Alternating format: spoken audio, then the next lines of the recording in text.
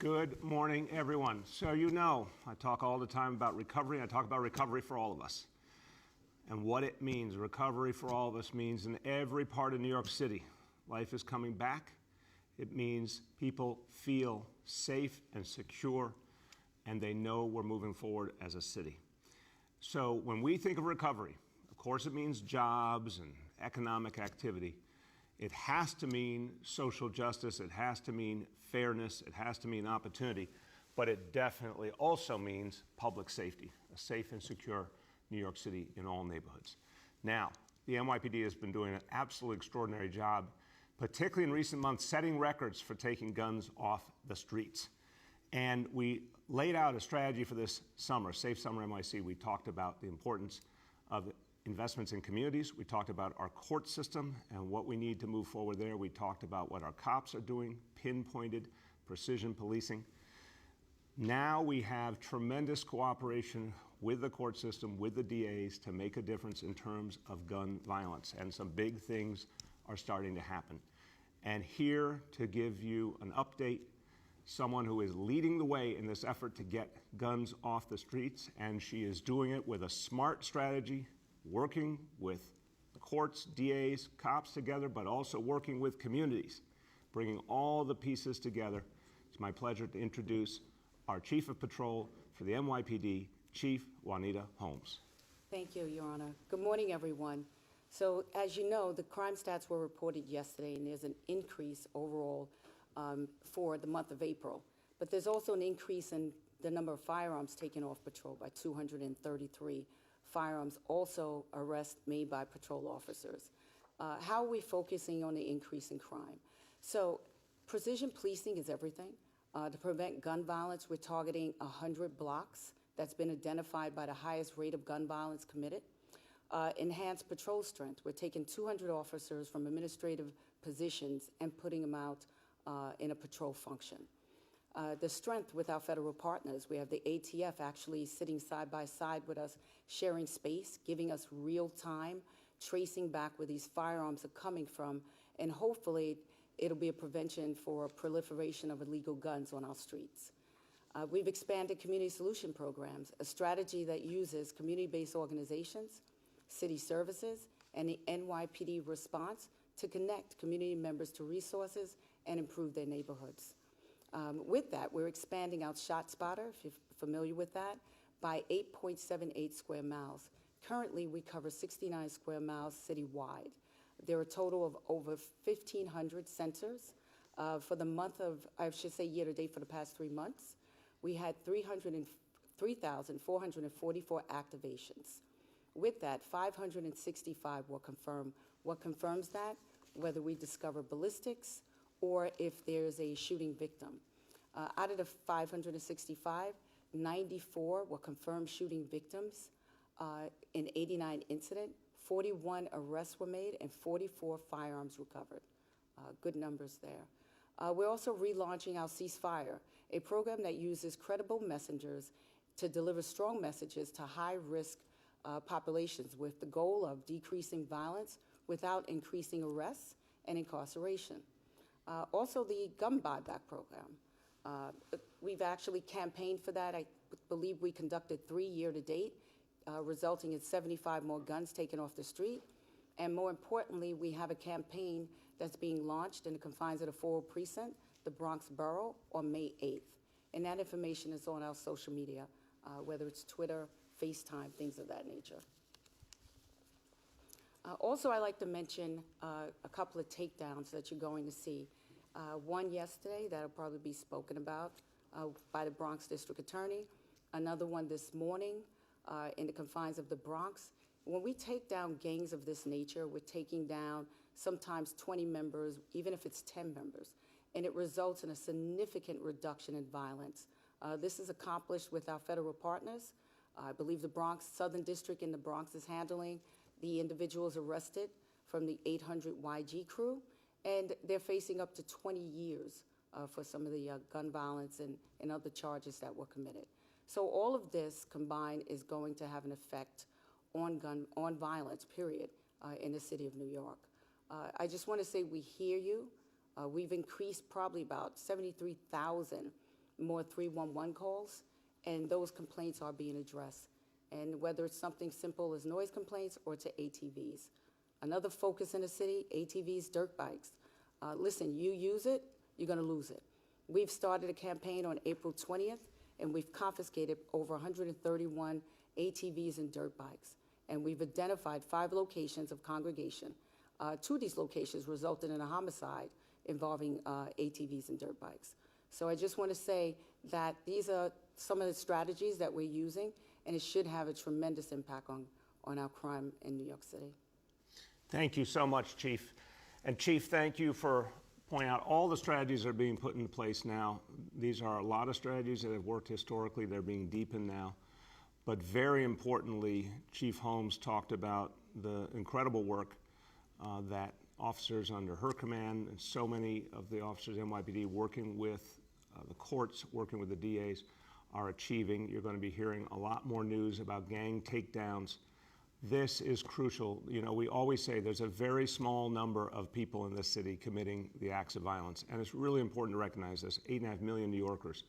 It's a few thousand people that cause the most serious problems.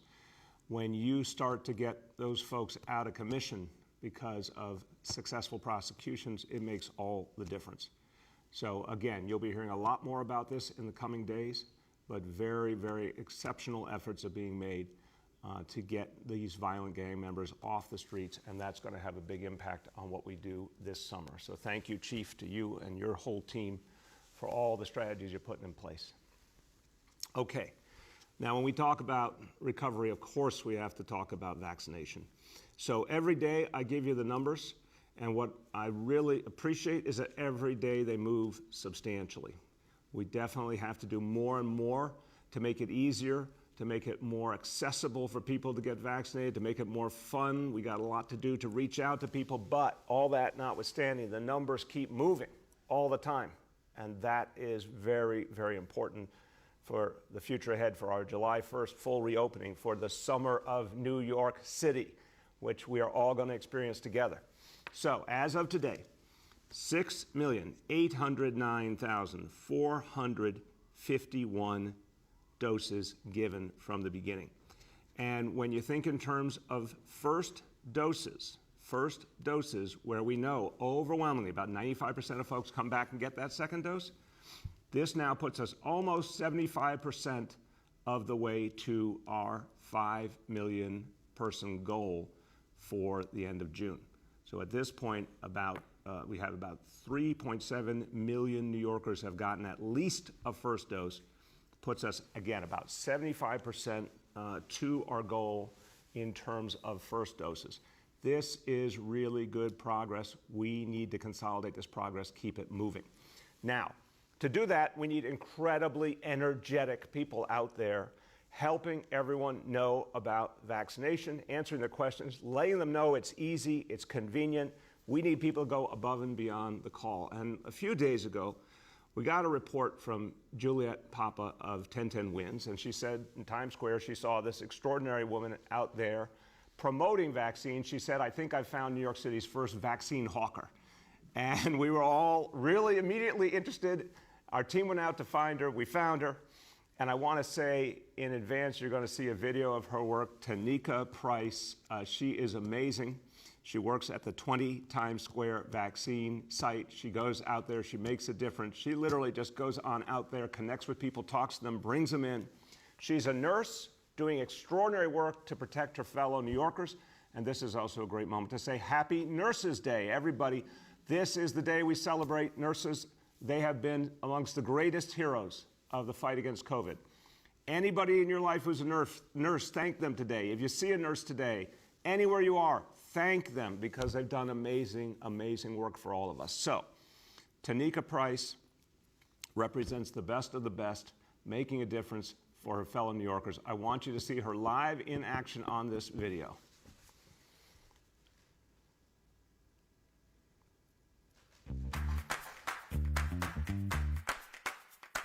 First and second dose vaccines and testing, 20 times a year. We've got vaccination, we've got testing on site, we're giving out free masks. What we're doing is on the groundwork, spreading the word that we do first and second dose Pfizer vaccines free of charge. Go right now. We have 322 appointments today. My job is just to advocate for the patient, advocate for NYC. So that's one of the reasons why I go out on the streets, recruit people in real time that will just walk up and take the vaccine. I know that there's people that either don't have the information or want to get vaccinated. I can spend anywhere from 5 minutes to a half an hour to even an hour down here each day. It really depends on how many more doses we have left inside. We do have the doses to vaccinate everybody if necessary, and that's what's important. So you've got the naked cowboys, the panda, Iron Man, and you got me, right? Have you been vaccinated? No, I haven't been vaccinated. You want to take my naked ass over? Right now, let's go. Oh boy.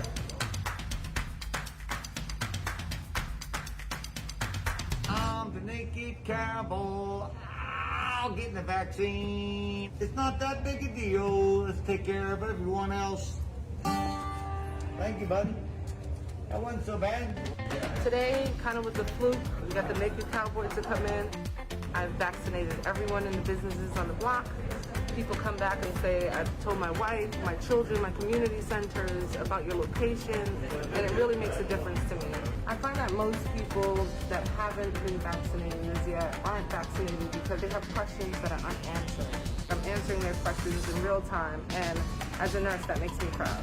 I'm just doing my part, whether it's a vaccine hawker or a nurse, whatever it takes. It's all about that community and doing what you can for your immediate community wherever you are.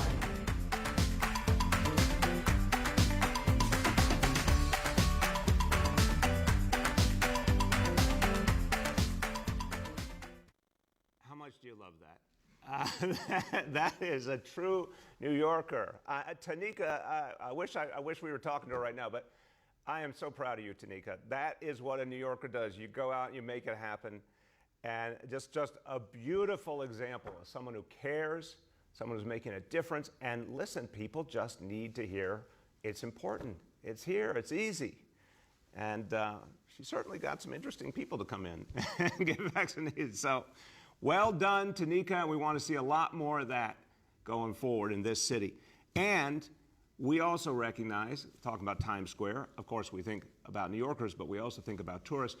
We want tourism back. We're doing a huge effort to bring tourism back. We talked about a few days ago, big $30 million campaign to get the tourists back to New York City. This summer, you're going to see tourism come alive again in New York City. You're going to see a lot of jobs come back because of it. We want to go the extra mile, make it easy for tourists. If they're here, get vaccinated while you're here. It makes sense to put mobile vaccination sites where the tourists are. That is good for all of us that they get vaccinated. It's good for them. It's another reason to be here and know you're going to be taken care of. So we're going to be setting up these mobile vaccination sites where tourists go. We'll be using the J&J vaccine. We'll be in Times Square, Brooklyn Bridge Park, Central Park, the High Line, a variety of locations. And we're going to be working with the state of New York. We need the state to alter the rule that will allow us to provide vaccination to folks from out of town. But we think this is a positive message to tourists. Come here, it's safe, it's a great place to be, and we're going to take care of you. We're going to make sure you get vaccinated while you're here with us. So this is going to start as soon as we get that approval. We're ready to go this weekend. We want to welcome more and more people into the vaccination effort. Okay, now, talk about a recovery for all of us. A recovery for all of us means, of course, bringing back the jobs. And there are so many people who lost their jobs and need any opportunity they can get. And we do see the economy's coming back strong. That's great. It's really extraordinary. We do see jobs coming back, but we got to supercharge that. And we're looking for every opportunity to give people a chance to get back on their feet. Now, last month we talked about the Community Cleanup Corps. That is going to be amazing. It's not only giving jobs to 10,000 New Yorkers, it's going to help beautify the city as we come back. It's modeled on the extraordinary creation from President Franklin Delano Roosevelt, the Civilian Conservation Corps, part of the New Deal. That's where we got the inspiration for the City Cleanup Corps. That's going to make a huge difference. But now we take another page out of FDR's book. One of the other great acts of the New Deal was the Works Progress Administration, WPA, created the Federal Arts Project. I have heard from members of my own family what this meant. It is so powerful that the federal government, in the midst of the depression, said we're going to employ artists, we're going to help them stay on their feet, but it's also going to inspire the whole community. And amazing things came out of that effort. It gave people hope in a moment of tremendous challenge. And we all know so many artists struggle. So many artists struggle to make ends meet even in the best of times, but they've been hit so hard by the pandemic. We want to reach out to artists, and we take inspiration from the New Deal because it was not only about helping people to survive the Depression, it also led to amazing opportunities for great artists. Jackson Pollock, he started his work with support of the WPA. Dorothea Lange, who documented in photography and the conscience of the nation, documented poverty of farm workers in California. John Stewart Curry, who created murals that defined that era of history, all of them supported through the New Deal. Eleanor Roosevelt looked at some of the sites in New York City. She called this a splendid enterprise that really changed people's lives but uplifted communities. So we're going to take inspiration from that model and bring it to today. So today we announce the City Artist Corps. The City Artist Corps is going to employ artists. As part of the comeback in New York City, we're investing $25 million to employ over 1,500 artists to help bring back arts and culture all over New York City. We're going to hire artists, musicians, performers. They're going to be out in communities doing public art, public performances, pop-up shows, through the Summer Rising program, so many different elements at the grassroots, creating murals, you name it. We want to give artists opportunity, and we want this city to feel the power of our cultural community again. Here to tell you about it, someone who feels very, very strongly that the arts are going to lead New York City back in our recovery. Our Commissioner for the Department of Cultural Affairs, Gonzalo Casals. Buenos dias, and thank you, Mr. Mayor, for this extraordinary commitment to artists in New York City. This is a historic investment in artists by the city of New York, probably the largest in a generation, and we're very excited about this announcement. I wanted to tell you three very quick stories of why this is important and why this, what would it mean, for New York City. Last summer, artists TJ Mohammed and Sophia Dawson, along with other many artists, designed and painted one of the many Black Lives Matter pavement murals that inspire so many New Yorkers. Their work lifted up the urgent message that lives of our BIPOC fellow New Yorkers matter. At the same time, Amanda Pindobabakia, who is in residency at the Commission for Human Rights, created a series of posters that were put all over the city portraying Asian American Pacific Islanders individuals with messages combating Asian discrimination. I cannot tell you how powerful it is to see yourself reflected in society and to see yourself affirmed in such a public way. It's great also to see that Amanda's work ended up being featured in the cover of Time magazine for the strong message that this community in particular still believes in our city. At the peak of the pandemic, artists Sinia Diente and Jacqueline Reyes, working with the Landromat Project, created a network of mutual aid support for residents of Little Manila in Woodside, Queens. Just take a moment now to imagine our city with thousands of artists like Amanda, Sophia, TJ, Sinia, Jacqueline, out there in their communities, inspiring, empowering, and really celebrating New Yorkers. This is exactly what is at the core of this program, and this is exactly the vision that we want for this program. So we want to put artists back to work so they can go out in every community in New York City and engage New Yorkers in fun, enriching cultural experiences this summer. Imagine open culture streets, parks, DOT plazas, and so many other public spaces across the city brought to life by this program and by the work that our artists have been doing. As the mayor said before, there is no equitable recovery of our city without investing in the cultural sector. When you invest in arts and culture, you're investing in hospitality sector, the nightlife and entertainment sector, tourism, retail, you name it. In addition, not only is an economic engine, but it's also the presence of arts and culture in community makes for safer, healthier, and more cohesive communities. So we want to make sure that artists are at the core of this positive impact of our city, and we want to help them by putting funds in their pockets to do the amazing work they have been doing for decades. We're still working through details on how this program will be implemented, and we'll have more to say in the weeks ahead. But let's be sure that this is not only going to be the Summer of New York City, it's going to be the Summer of Arts. And this is going to be all thanks to the city's investment to the City Artists Corps.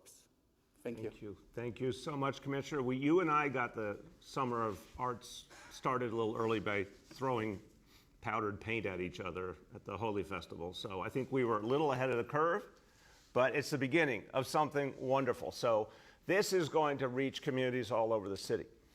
And people are going to feel the presence of our beloved artists and performers and musicians again. And I want you to hear from someone who represents a community with a long history of street art, a long history of cultural figures living and thriving in his community in Bed-Stuy, one of the cultural well springs of this city. Bed-Stuy, Brooklyn. My pleasure to introduce Council Member Robert Carnegie. Thank you, Mr. Mayor. Can you hear me? Yes, indeed. How you doing, Council Member? I'm good. Thank you, Mr. Mayor. I am so incredibly excited about this opportunity, not only for my community, but for the city of New York. There is no true recovery and resiliency plan, as you mentioned, that doesn't include vibrancy and the arts. Art has always, in this country, acted as a catalyst for change, and it's so beautiful that we are recognizing that and figuratively and literally putting money in the pockets of artists. I had the pleasure of having a Black Lives Matter mural in my district that we activated with art and culture and meditation, and even had a Black Lives Matter wedding on the mural, all illustrating how important it is and how valuable this is. So New York City has achieved such great wealth in part because of artistic residents. Clearly, funding the arts is a great fiscal investment. The money injected into the arts world has a multiplying effect on the economy. The Bed-Stuy and Crown Heights communities I represent have seen a multiplicity of benefits from those investments. I appointed an ambassador of arts and culture, devoting attention as a council office to the vibrant arts community in Central Brooklyn. Due to our collective efforts and advocacy, Weeksville Heritage Center is now a city cultural institution and has gotten a grant. Thank you so much to the mayor's office and to former Commissioner Finkelpearl for making that happen. Partnerships with artistic pillars like the Billie Holiday Theater and Restoration Art are important to our city. As a city council representative, it's my fiscal duty to be a sound steward of our budget. But there's an even more uplifting reason to make this investment. Our city has been through an emotional trauma that is not over. Are we going to grow from these experiences or be re-traumatized? I choose to rise up through our grief and our stress, and so do you, and our isolation, and find new ways to inspire the world. I choose to find new ways to inspire ourselves, and I choose to fully and passionately and emphatically support the Artists Corps.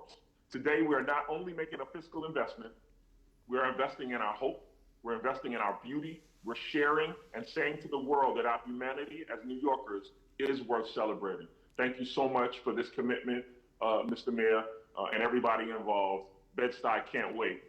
Thank you so much, Councilmember. And Councilmember, I remember with such warmth the day we gathered together with all the good folks painting the Black Lives Matter mural on Fulton Street. That was a really special moment, and it was community coming out, claiming together the space to create something beautiful and positive. And thank you for your leadership in making that happen. That's just the kind of example we are looking for of the things that will uplift people as part of our recovery. So thank you so much for your leadership, and look forward to painting some more together. Absolutely. We'll both paint all of the up high portions of the mural. That's right. That'll be our specialty. All right. Thank you so much. And I want you to hear from two artists who can really give you the feeling of what this is going to mean to the community of artists and cultural workers, the folks who we revere them, but we also have to support them. And here are two voices who have been leaders in the efforts to make sure that all levels of government support the arts, especially as part of a recovery. First, the CEO of the National Black Theater, Sade Lithcott. Good morning. Good morning, Sade. Mr. Mayor. How are you? Good. I loved seeing that video of Nurse Tamika Price. That is where I got vaccinated. So I was like, yes, it's working. But really, I really want to thank you for having me today. I want to thank Commissioner Casals. My name is Sade Lithcott. I am the CEO of the National Black Theater and the chair of Coalitions of Theaters of Color, a coalition that represents 52 cultural arts organizations across the 5 boroughs, most in communities hardest hit by COVID-19. However, CTC is more than just theaters.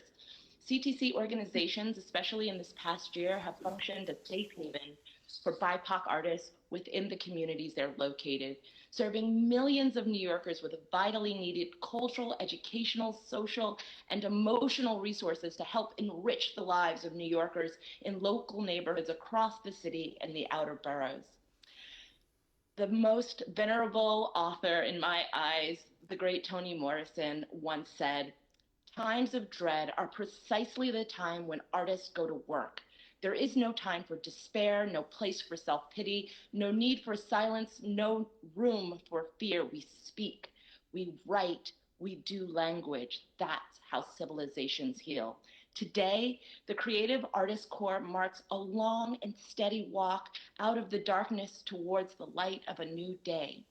As a native New Yorker, born and raised in the village of Harlem, the daughter of 2 artists, my mother, Dr. Barbara Ann Tier, who founded the National Black Theater in 1968, dedicated her life to serving and supporting Black artists. Like then, these uncertain times require us to find each other in bold, new, healing, and innovative ways to dig deeper and root ourselves in the unimagined possibility of what the future can and will hold.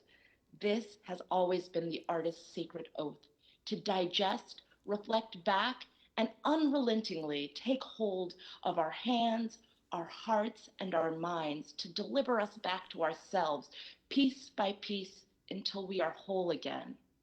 Artists and art workers, but artists in particular, are storytellers, but they're not magicians.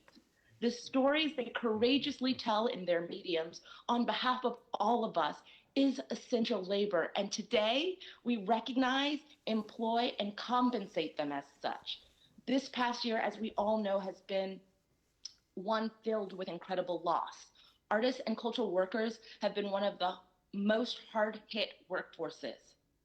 Much of the relief that has been made available during the pandemic has left the artists out of the equation altogether, but today that begins to change. So thank you, Mayor de Blasio, for your leadership in recognizing the role of artists as essential workers, essential to this great city we love so much, essential and inextricably linked not only to the economic recovery of our city, but to our souls. Recovery, like you just said, must be for all.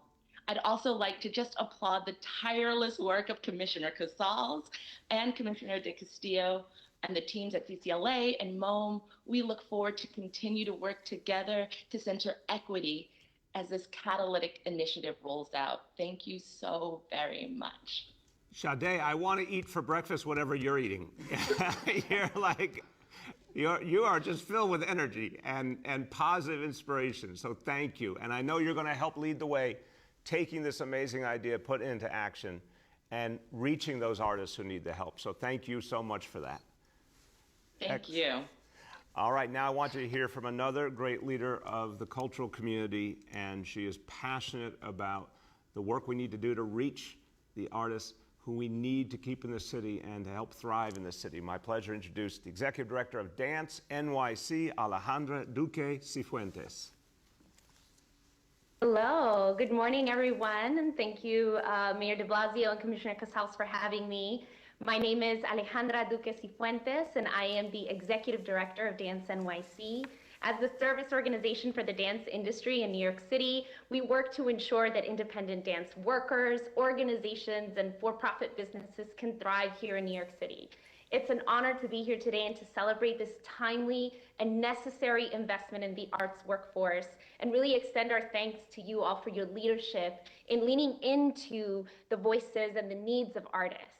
It is well known that COVID-19 has had a catastrophic effect on our sector. Of the 50 states, New York is one of the hardest hit in terms of losses for the arts. A 2021 report from our very own comptroller found that 2/3 of all arts jobs in the city disappeared because of COVID. That's nearly 200,000 arts workers and their lives and their families that were impacted. And those losses continue to impact folks today. Even as the arts workforce continues to provide online arts education, digital performances, and engaging in mutual aid and vaccination efforts, those very artists haven't had access to the resources that allow them to maintain their basic human needs. And importantly, to have dignified wages that allow them to thrive. Of those impacted, Black, Indigenous, peoples of color, disabled, immigrant, and trans artists and workers have been the hardest hit. And yet the data shows that these very workers, working with the smallest budgets, are the lion's share of our sector and are the most adaptive and employ a workforce that represents the demography of our city, and yet have the least access to funding and support.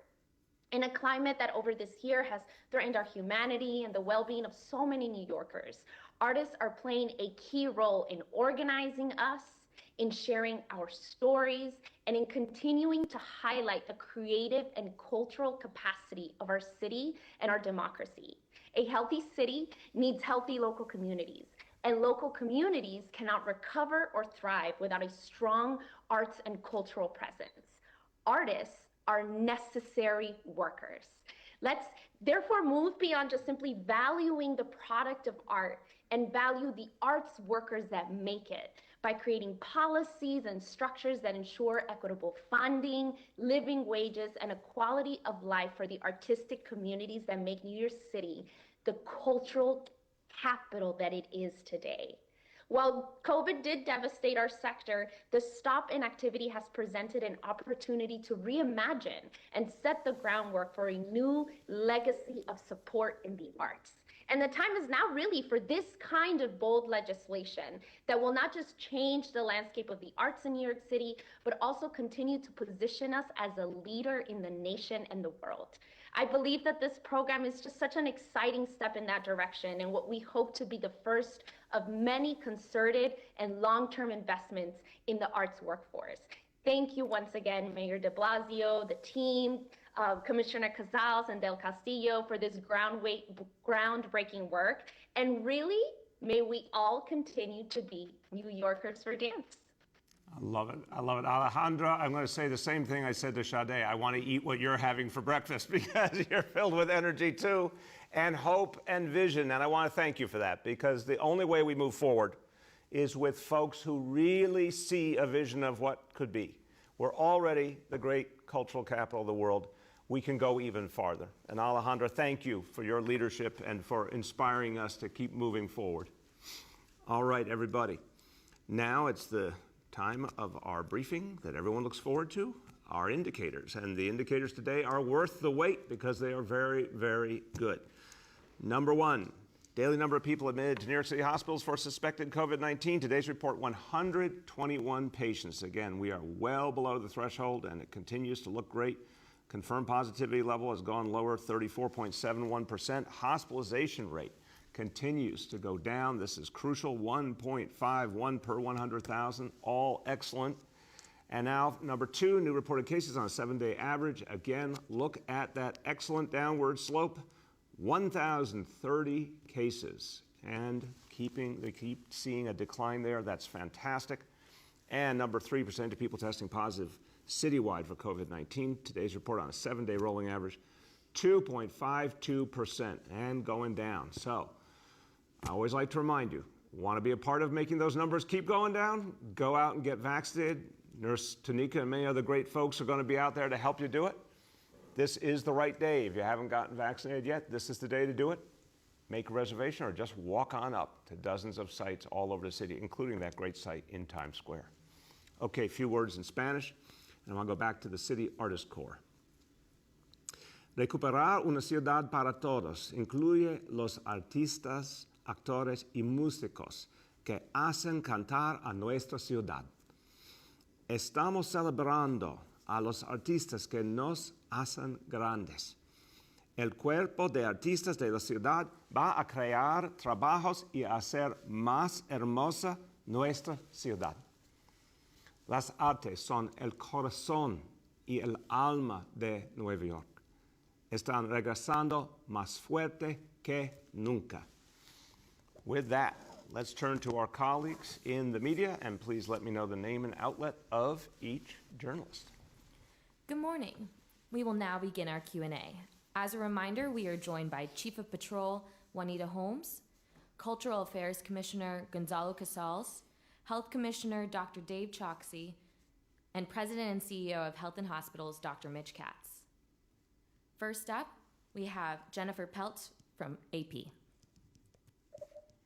Hi, Mr. Mayor. How are you? Good, Jennifer. How you been? Okay. I wanted to talk a little bit about vaccines and vaccinations.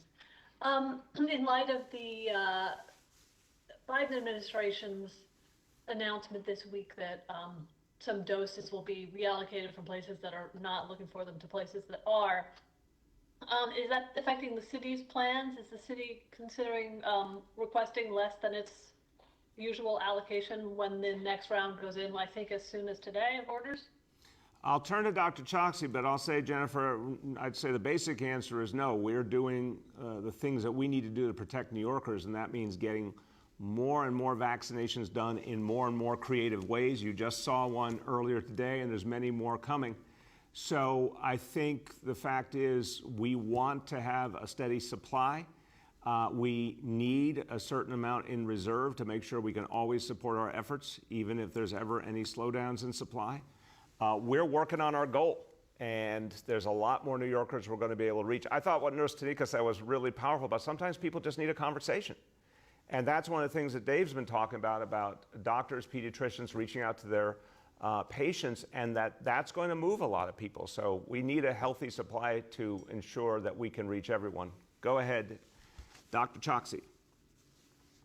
Thank you very much, sir, and that's exactly right.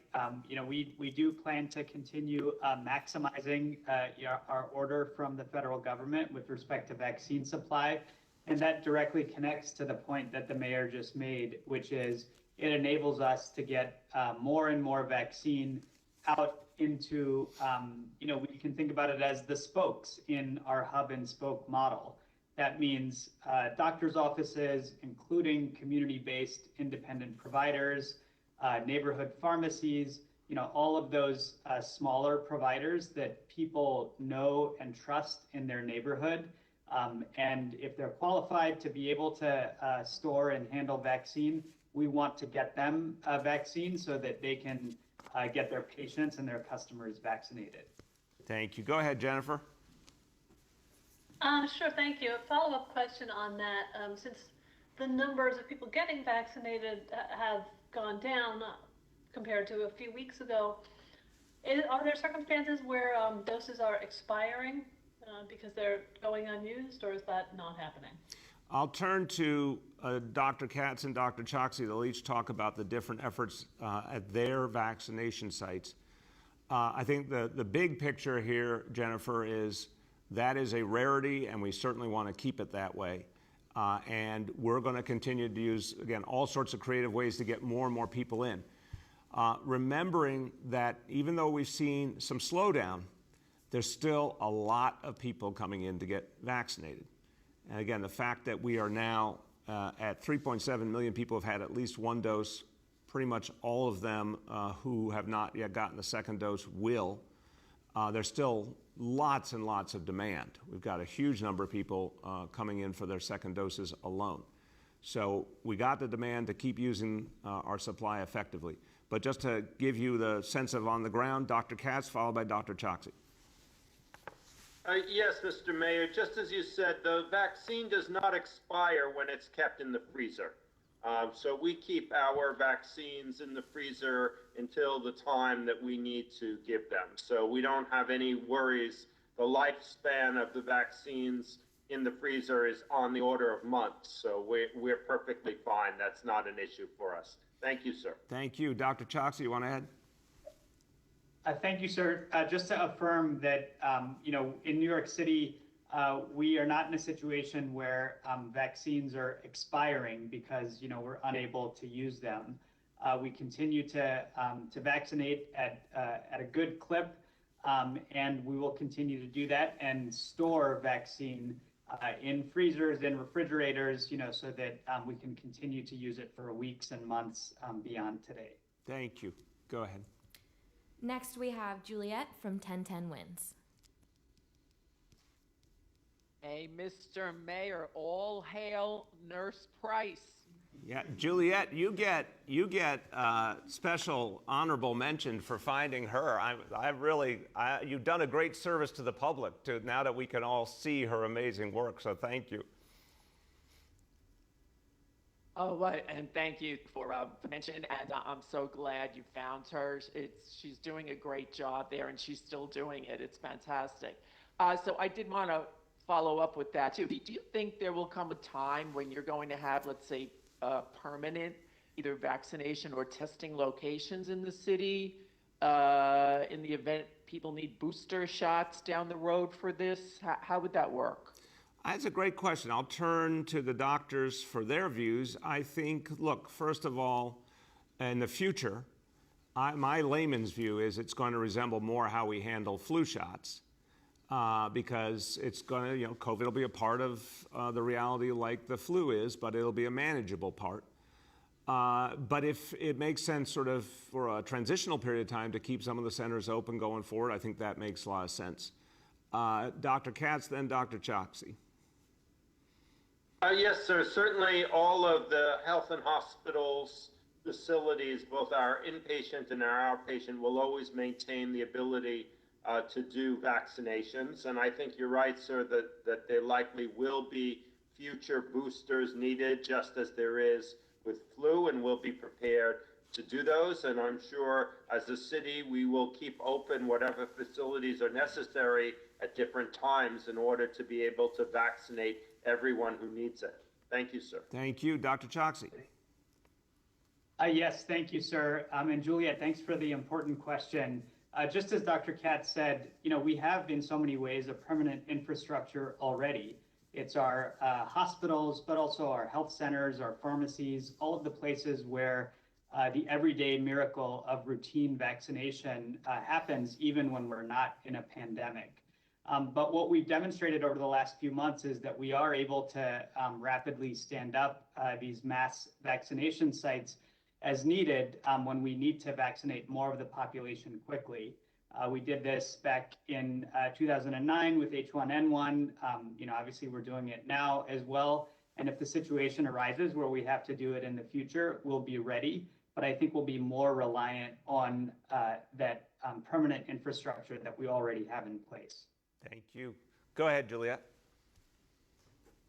Okay, switching gears, and this is for you and Chief Holmes. An arrest was made very early this morning in the murder of one-year-old DeVelle Gardner. And I was wondering if you could talk about that in light of the conversations we're having this morning now about gun violence. Yeah, this is a powerful moment of justice. I went out to Bed-Stuy. I spent time with DeVelle's mom and grandmother. It was just the most heartbreaking thing in the world. It's absolutely the saddest thing in the world that a one-year-old killed because of the recklessness of a horrible, violent person. And there had to be justice here. There had to be consequences, and thank God it's finally happening. And it's a message to everyone that now we're coming out of the pandemic. We're moving forward as a city. The courts are coming back to life. NYPD is getting guns off the streets at a record rate. There's a lot that's about to change and a lot of justice that will finally be meted out. Chief Holmes, you want to add? Yes, as I said earlier, there'll probably be a press conference by District Attorney Gonzalez later today. But that's part of the long-term investigations our great detectives have been handling, and there were numerous subjects apprehended, various acts of violence, and 2 specifically for the homicide of DeVelle Gardner. As most of you remember, July 12th, that very dark day when the one-year-old, like the mayor said, was met with his demise as a result of simple recklessness of these gang members who are now taken off our streets. Amen. Thank you. Next, we have Andrew Siff from WNBC. Like WNYC, they're a very good station as well. Andrew, you are quick, quick with the quip. You know, you have to be in this world. Mayor, today is Nurses Day, as you mentioned. I would like to go back to something you said at the start of the pandemic, which is that you'd like to throw the biggest parade in the history of New York City for nurses, first responders, and others who helped us survive the pandemic. You have about 7 months left in office. Do you think that credibly the largest parade in the history of New York can happen in the next 7 months? I think you're going to see an amazing parade. You're going to see it in the next few months. And we're going to welcome and back the city, but at the same time, we're going to thank our heroes, our healthcare heroes, our first responders, our essential workers. It's going to be one of the great parades of all time for the spirit of it, unquestionably. So, yeah, we're going to have a lot more to say on that soon because we're starting to open up open up again, and it's time to have that parade. Go ahead, Andrew. Shifting gears, the mayor's race, there's a new poll that indicates Eric Adams pulling ahead of Andrew Yang for the first time with 47 days to go. One of the central themes of Eric Adams' campaign has been safety and New Yorkers needing to feel safe. Do you feel like that might be what's behind a shift, if you believe the polling, that this is New Yorkers voicing their concerns about safety?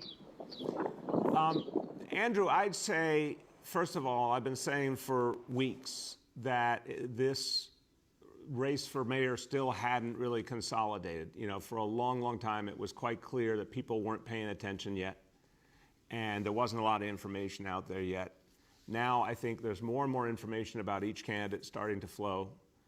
There's more examination happening from the media and from the public. It makes sense that now is when you're going to see things really start to shape up. I remember at pretty much the same point in 2013 is when, I went from being a candidate back in the pack to eventually becoming the front runner. So I think this is the natural time when people focus. And unquestionably, folks are rightfully going to be concerned about public safety. I think it's maybe one of the factors, but I don't think it's ever just one factor. The public is looking for a leader to help us continue our recovery. That's the bottom line. Next question goes to Paul Leota from the Staten Island Advance. Hi, good morning, Mr. Mayor. Thanks for taking my question. How you doing, Paul? I'm handling something. I'm well, sir. How are you? Good.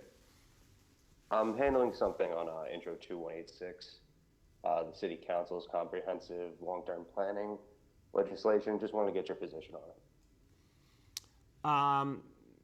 Paul, you got to ask me a little more specifically. I was briefed on it a while back, but it was at least a month or two ago. So tell me what you're specifically interested in. Specifically, what do you think it would mean for member deference and for the more residential parts of the city, particularly those zoned for single-family housing? Yeah, I don't want to give you an imperfect answer because, again, it's a little while since I last looked at this. I think, we've created an approach to land use in this city that's pretty balanced right now, where the voices of communities really matter. And the process, it could be made quicker for sure. I'd like to see ways of doing that. But what it does well is creates a true community voice and a real give and take where community needs are addressed. So I think we have to be smart about preserving the many good elements of it.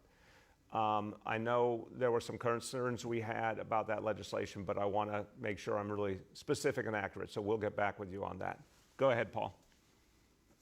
Thank you for that. I'm also handling something on, there's 4 local school communities that are raising concerns about a 100-man homeless shelter planned in Stapleton within a 5-minute walk of each of the schools. I just wanted to get a sense of how you'd like to address those concerns and what you would say to those school communities. We want to always be careful around any kind of facility near a school community. And what has to be done right is careful work with the community, all city agencies, obviously including Homeless Services and NYPD, to make sure it's a safe and secure environment. At the same time, we have to make sure that those who, God forbid, become homeless, remember, homeless people nowadays, more and more, who end up in shelter are working people who struggle to make ends meet, end up in shelter, need to be close to their home communities as part of their pathway back out of shelter. And we've asked every community to have shelters that represent their share of homeless folks in the shelter system. That's what we've been doing now for years. It was an important reform, and it's been working. So that's why we've chosen the sites, but we have to always be smart about ensuring they're safe and working with the local community. Next, we have Sophia Chang from Gothamist. Good morning, Mr. Mayor. Hey, Sophia, how you doing? I'm good. So about this plan to vaccinate tourists, the vaccines take 2 weeks to kick in. So how would that work with outbreaks or prevention of outbreaks? And separately, do you plan to track the vaccine status of tourists? On the second part, Sophia, no such plan at this moment. We'll certainly continue to look consistently at changing dynamics and the data and the science, and as we've made every decision, our healthcare leadership will really lead the way in determining if we need to ever look at something like that. But I think the big reality in this country is more and more people getting vaccinated all the time. I saw the number the other day. It's something like 2 million vaccinations per day nationally. Even with the slowdown, there's still a huge number of people getting vaccinated. That's what's changed this environment, is exactly what our doctors said all along. If enough people got vaccinated, it would change the reality of COVID, and it's happening. So that reality, in terms of your first part of your question, look, the fact is the more people get vaccinated, the better for all of us. It's an interconnected country. It's an interconnected world. The more people get vaccinated, the better. If people are visiting us here and we have the ability to vaccinate them, it's a show of goodwill. It's a welcome. It will be helpful to us in the long run any way you slice it. Go ahead, Sophia.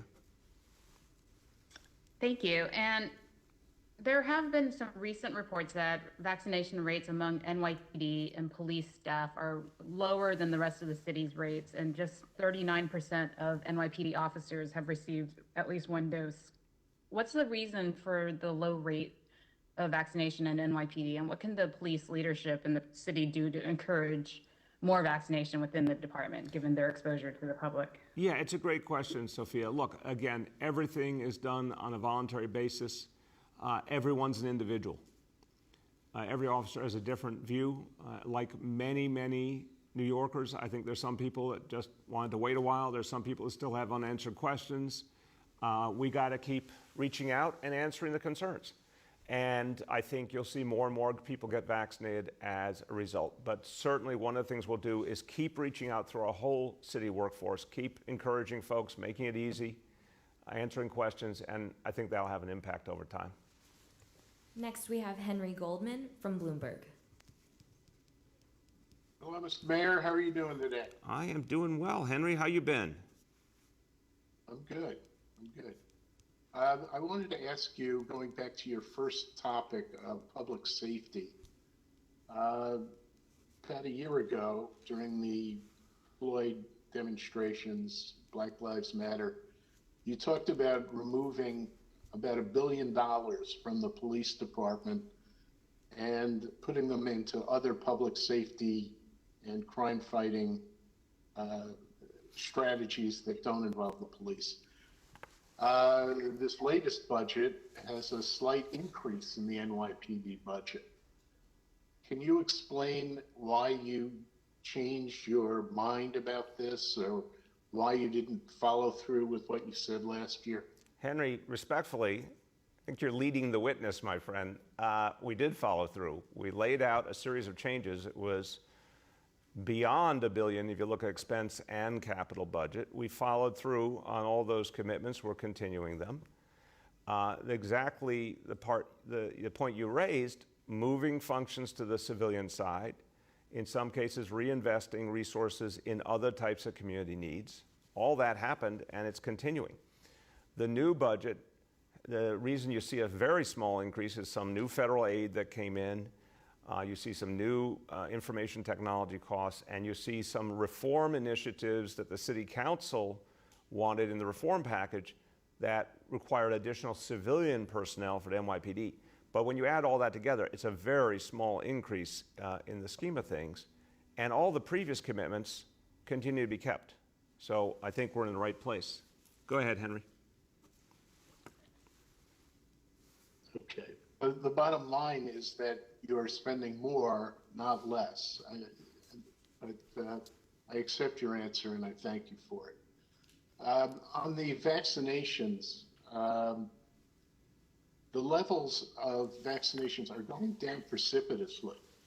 And in your presentation today, you talked about 3.75 million vaccinations as 75% toward the goal of 5 million.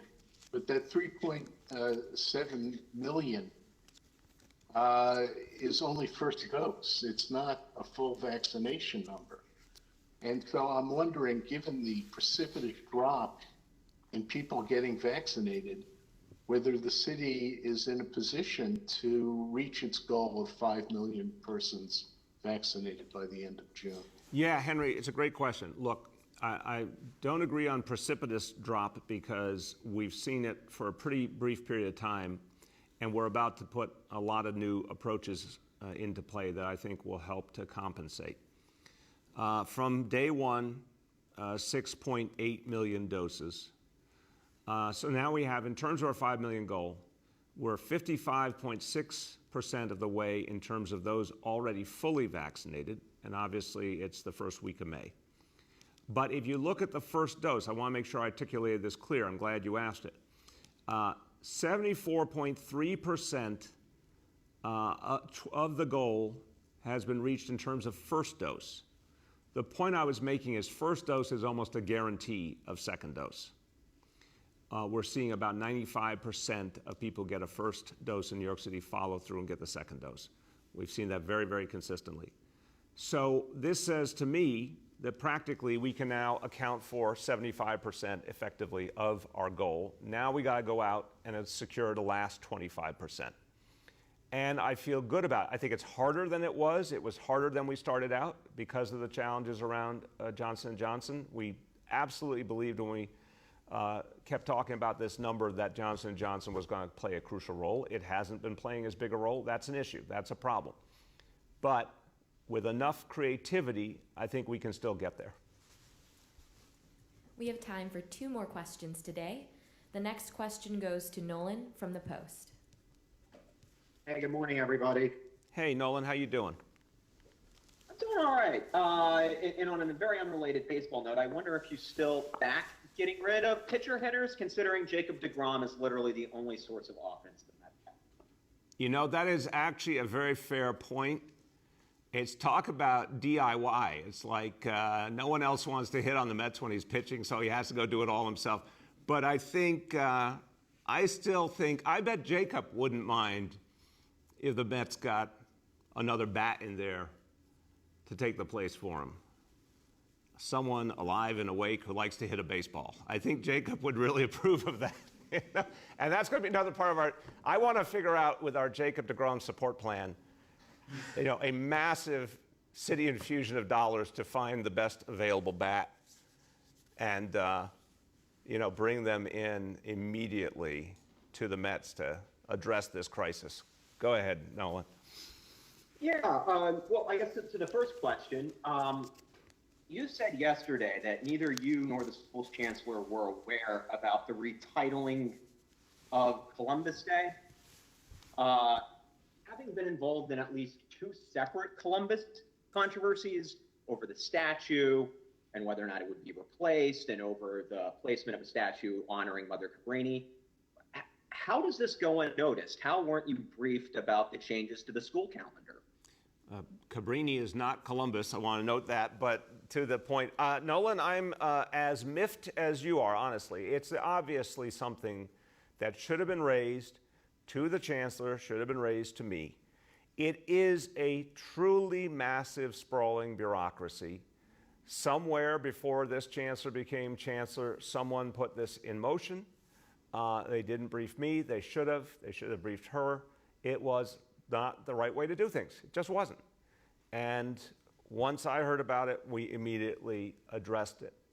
I am a very proud Italian American. It was very important that we continue to honor Italian Americans and all the contributions of Italian Americans to this city, which are absolutely extraordinary, and to this nation. But the way we're doing it in this instance, I think, is fair, makes the point clearly, but of course it should have been brought to our attention. It's not even close. Go ahead, Nolan.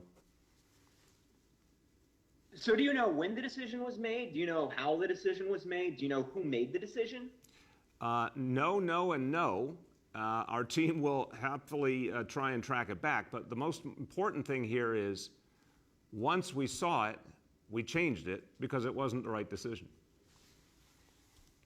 Our last question of the day goes to Steve Burns from WCBS 880.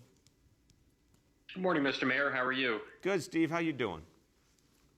Doing all right. I wanted to ask about crime as it relates to the subways. I know the NYPD transit chief at the last MTA board meeting accused MTA leaders of fear-mongering over crime in the subway.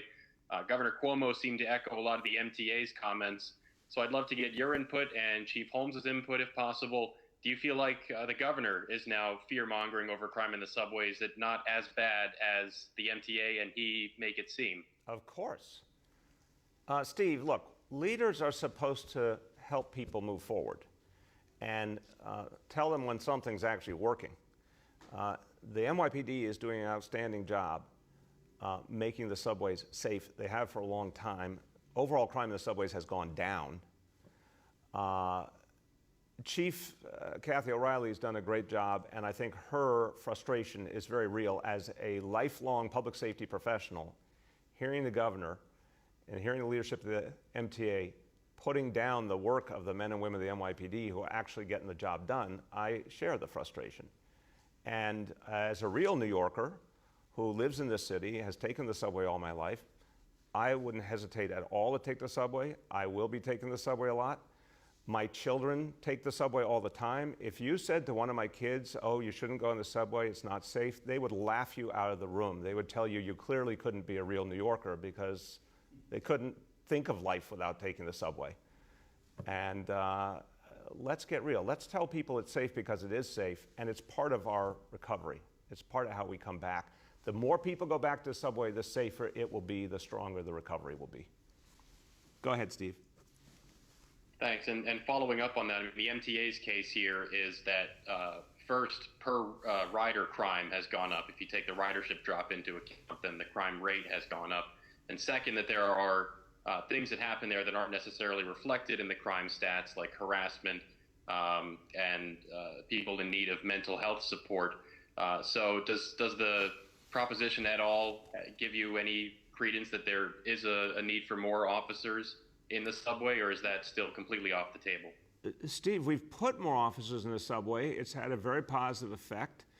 The NYPD's made clear that they'll make adjustments whenever needed. The officers that were surged into the subway helped address some real issues, and whenever they have to do that again, they will. But I want to be clear about the overall reality. We went through a pandemic that took millions of people out of the subways, changed the entire nature of things. We're now coming back strong. You see the ridership going up all the time. You see the city coming back to life. You see the economy coming back to life. Whole new ballgame. Go back to before the pandemic.